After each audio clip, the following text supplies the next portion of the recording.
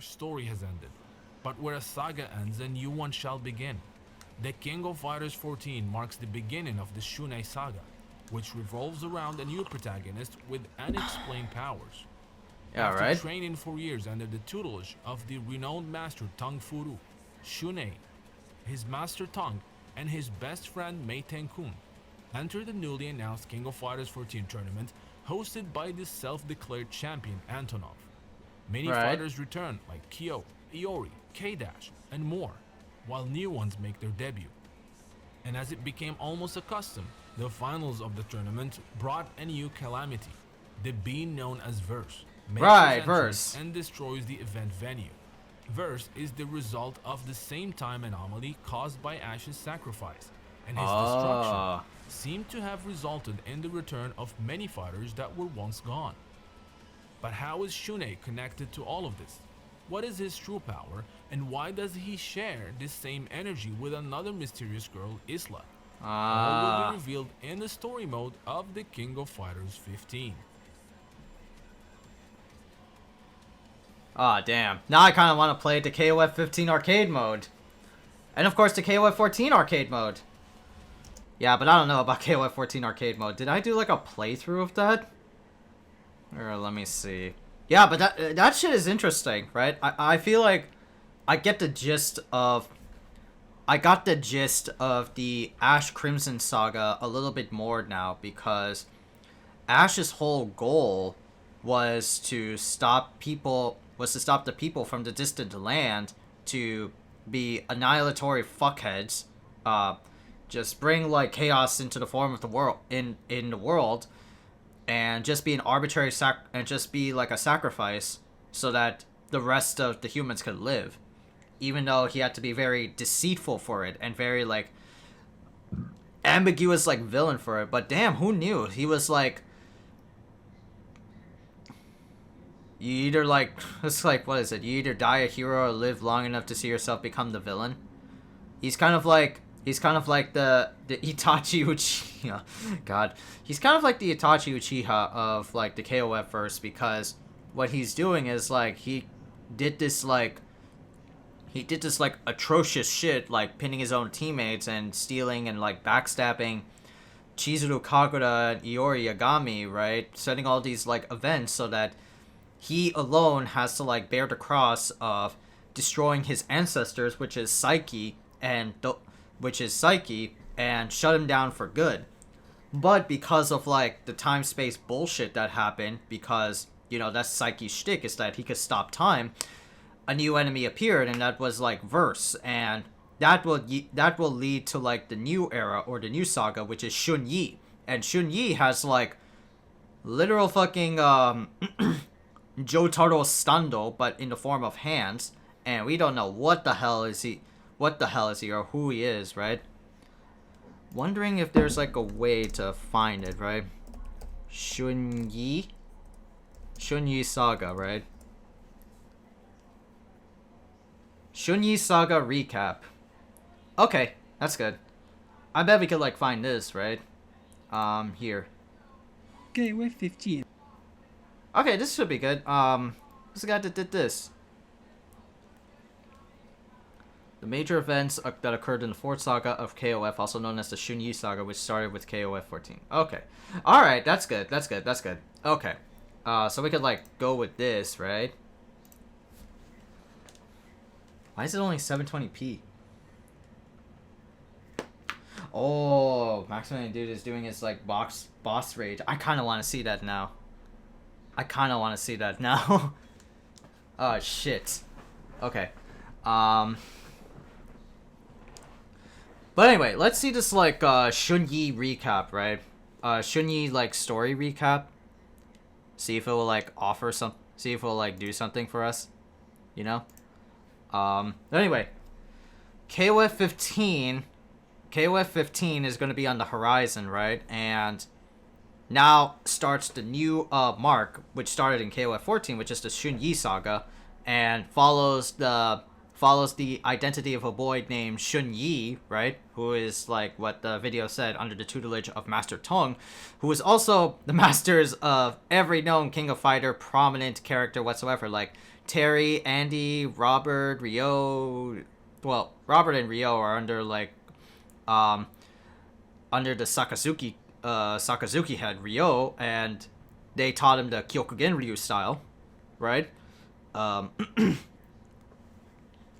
But let's see. KOF 15, KOF 14 story recap. Shun-Ei Saga. Is promising to be a major hit and one of the best entries of the long-running franchise. For newcomers to the series, it is an excellent starting point to discover KOF with its rich lore and charismatic characters. But understanding the story might be a little confusing, since this is a direct sequel to 14, the first chapter of the Shun-Ei Saga, and a game that many haven't played, including longtime fans. That's why I'm making this short video as a summary for the major events that occurred in the last game. Of course, if you're invested in the lore and curious about the other sagas, I already made videos dedicated to their stories. So check them out, links in the description. Before getting to the meat of the matter, as always, if you like this content, don't forget to hit that like button, subscribe and click the bell icon so you can be notified with every new video posted.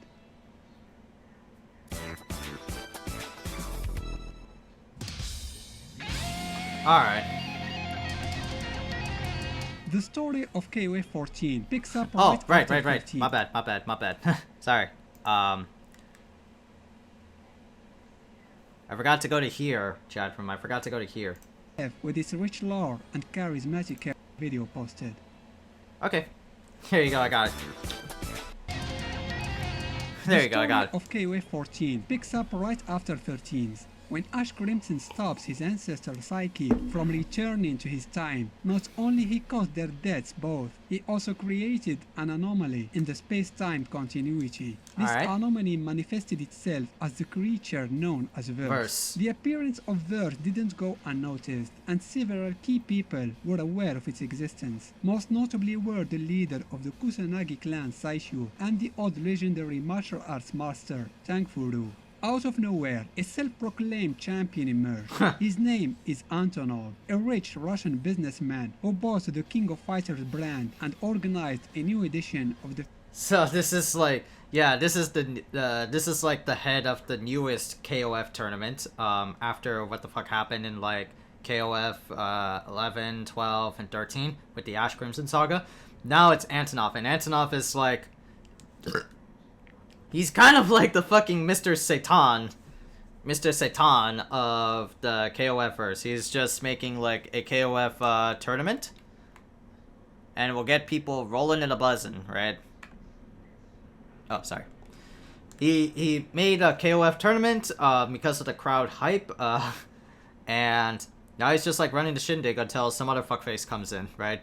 The famous fighting tournament. Antonov sent invites to regular KOF participants as well as new figures and taunted them to reach the finals, beat him, and claim possession of the priceless champion belt that he owns, which none ever heard of actually. Although he had no teammates and preferred fighting on his own, Antonov did form a separate official team to fight during the preliminary matches. The said team was composed of Mian, a Sichuan opera dancer, Selvi, a former Nest experiment, and a former Nest experiment? That's what sand-controlling guy named Kukri, who would appear to have other motivations behind his presence in KOF independently from Antonov's. Back to the Kusanagi household, Saishu gathers Kyo and his two friends from Team Japan, Benimaru and Diamond, and gave them the invites to the tourney. Their primary task was to help Tang's new students, Shun-Ei and Meitei-kun, during the competition, and to also know more about the upcoming threat, that is Verse, which Saishu somehow knew about.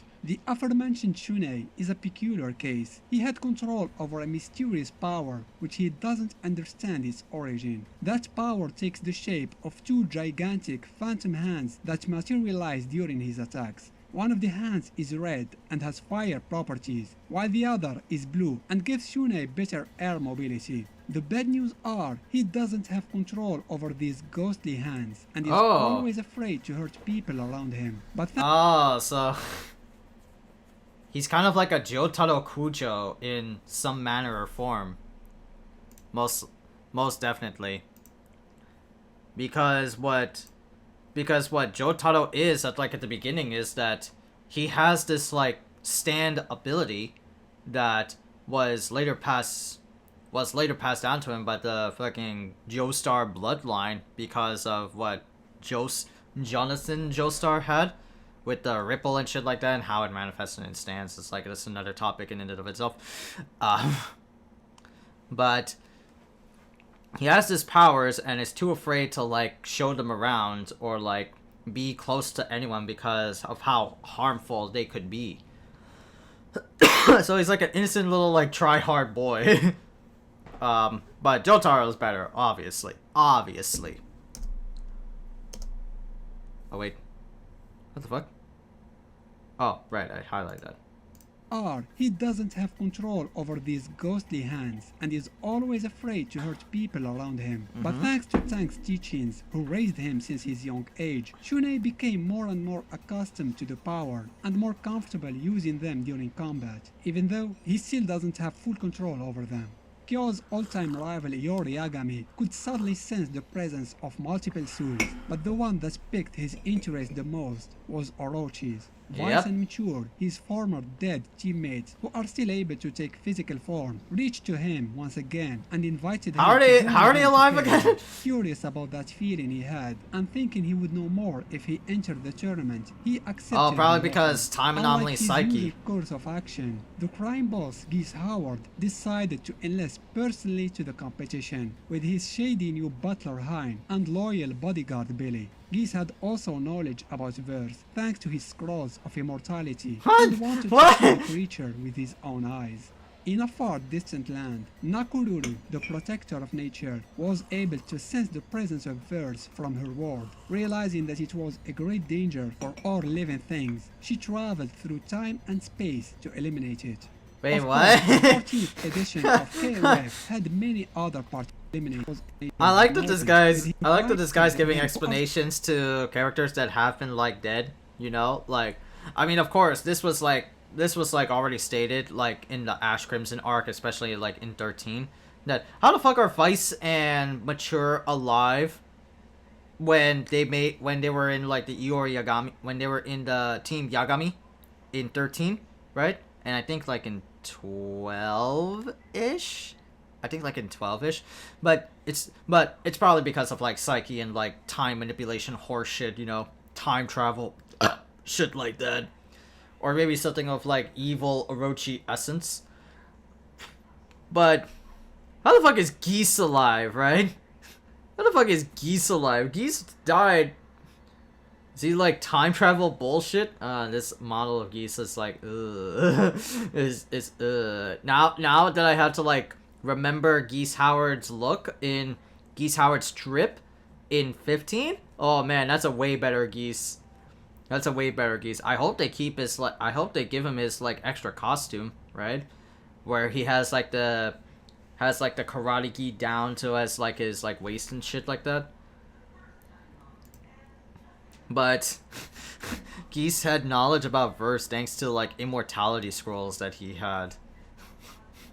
What the fuck? And Nakaruru from Samurai Shodown was able to sense fucking verse from her world. So she literally time traveled to the present KOF 14 and just needs to prevent that fucking verse. We were there mostly for the sport and the thrill of combat. Not everyone has a serious or dark reason to kick some butt.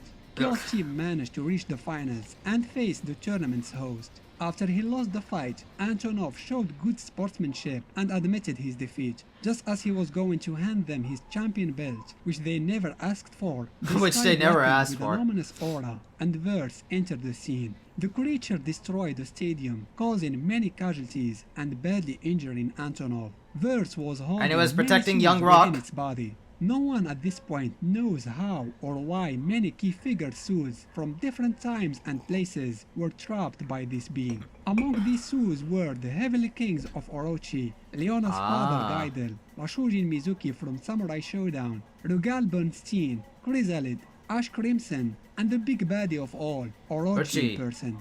His appearance triggered the curiosity of many, including Kukri, who seemed interested of one of the souls that the fearsome foe possesses. Nakororo was about to attack, but stopped by Tank, who asked her to leave the task to the winners of KOF. Verse fought with power similar to the one of Shun-Ei's phantom hands, the red one. The latter felt some kind of connection with the monster, implying that the two drained their powers from the same source. Verse would have certainly hunted down Shun-Ei if Team Japan didn't intervene and attack the creature. After an intense battle, the trio triumphed over their otherworldly enemy and vanquished it. Verse exploded into multiple pieces, releasing all the souls it contained.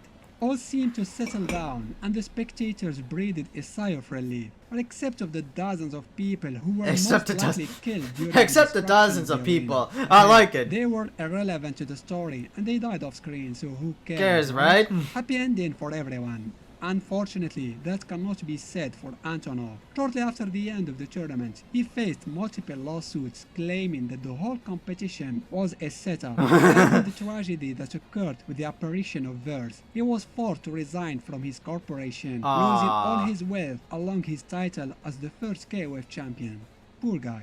Their duty fulfilled, Team Japan was at the airport, ready to head home. Kyo and Benimaru were surprised that Diamond had actually accepted Antonov's belt and was wearing it. It was a Kyo received accepted Antonov's fucking Diamond, the fucking homie. It's like, yo, I know we gotta help Kyo Kusanagi's mission to like defeat some astral fuckface, but that doesn't mean the judo master is gonna take this goddamn belt for myself, right?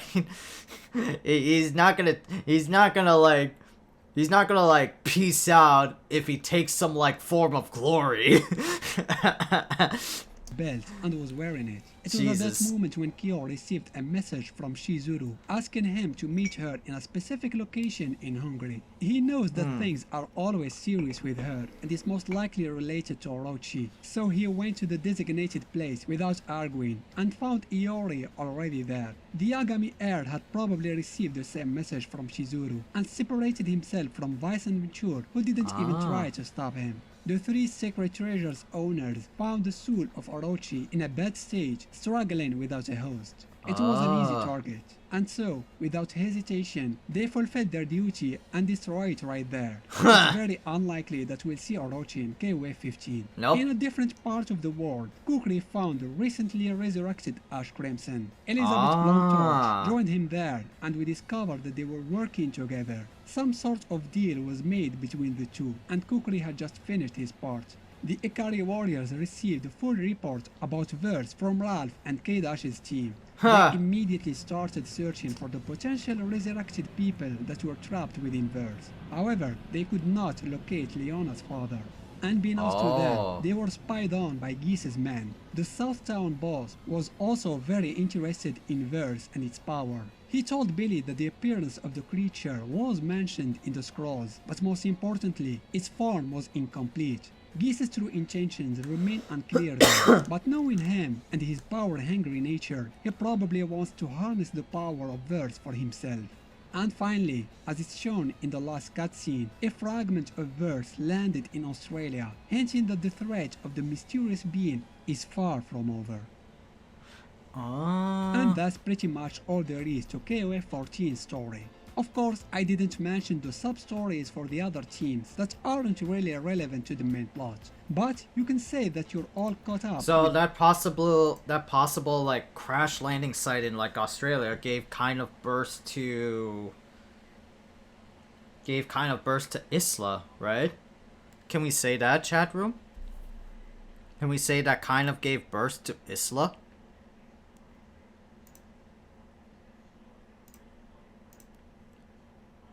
I feel like it might have. You know? But yeah, because of like Versus destruction, it brought back the souls of everybody that he like sucked in. So that brought back Orochi, which those from the distant land tried to like bring back because of Psyche. Like oh yeah, they want to like those from the distant land members wanted to bring back Orochi so that they could use Orochi and use him as food for Psyche. God. And because of Ash Crimson's actions and his intervention with Psyche, he became a sacrifice. So those that defeated Verse,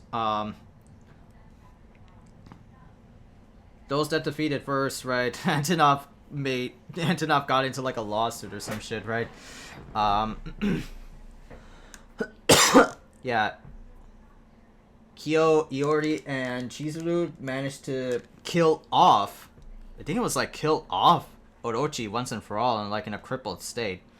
Elizabeth and Kukuri found Ash Crimson, because that's like one of the souls that was like inside, and Kukuri was like hired by Elizabeth Blantorch to like see what the hell is up, because Elizabeth knew that like something funky was like going down.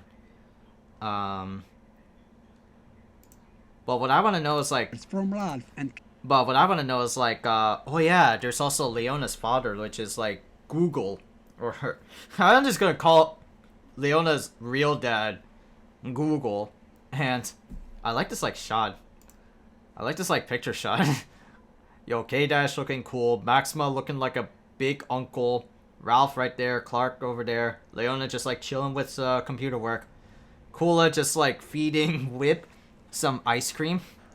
That's funny. about Verse from Ralph and K-Dash's Yeah, but team. They immediately started searching for the potential resurrected people that were trapped within Verse. However, they could not locate Leona's father.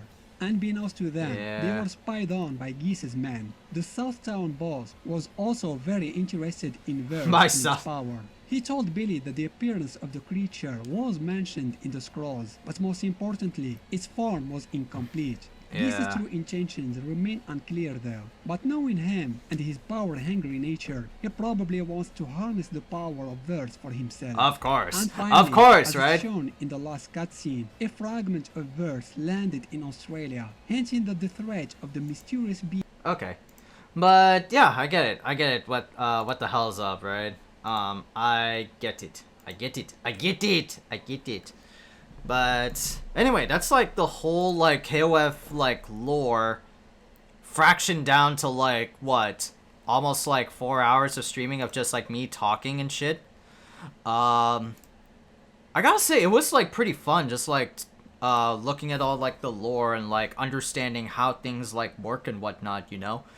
I still want to say like I can kind of say like my favorite saga for KOF. Excuse me, sorry, my ears.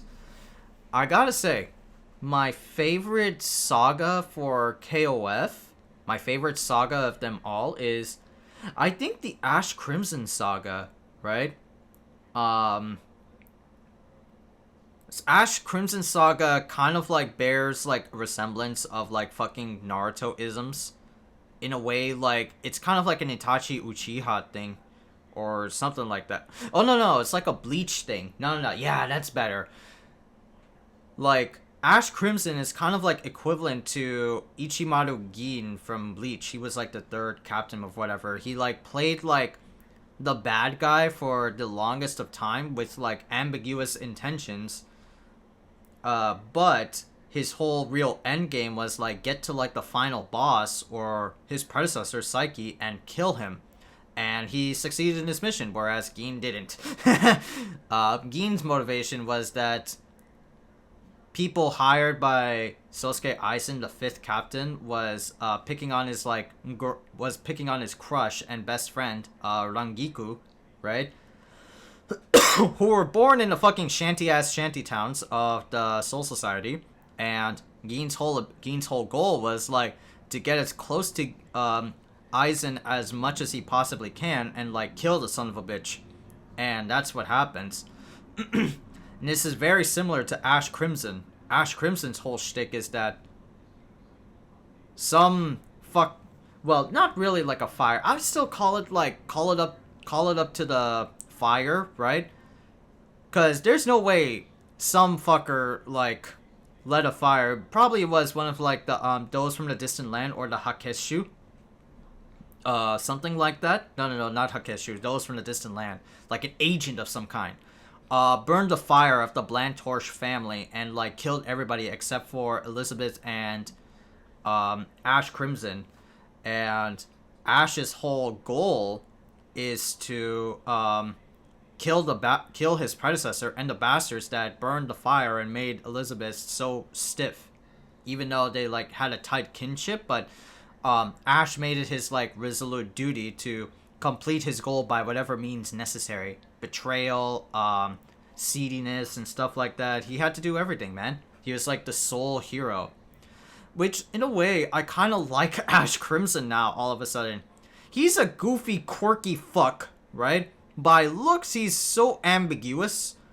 But, damn, do you gotta, like, root for him because of that Bleach, like, Gin Ichimaru character arc for him, right? Second would be Orochi, because Orochi kind of, like, makes sense. Because, because Orochi is, like, the whole theming of Orochi is about, like, destiny and whatnot, and just, like, fulfilling your obligated duty, right? While the Ness Saga was so convoluted and hokey, like, fighting game bullshit, it's absolutely nutty. In, like, a weird way, right? Albeit, it has born, like, some of the coolest characters that I know and love, right? Like, K-Dash is definitely a cool motherfucker, right?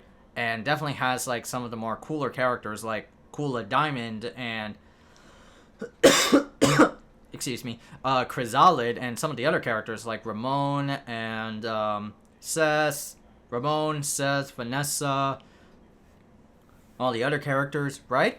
But I don't say, like, I'm gonna put it at, like, second or, like, a tie to second, because Ness Saga was so convoluted, right? It was excessively fighting game convoluted that it didn't need to be.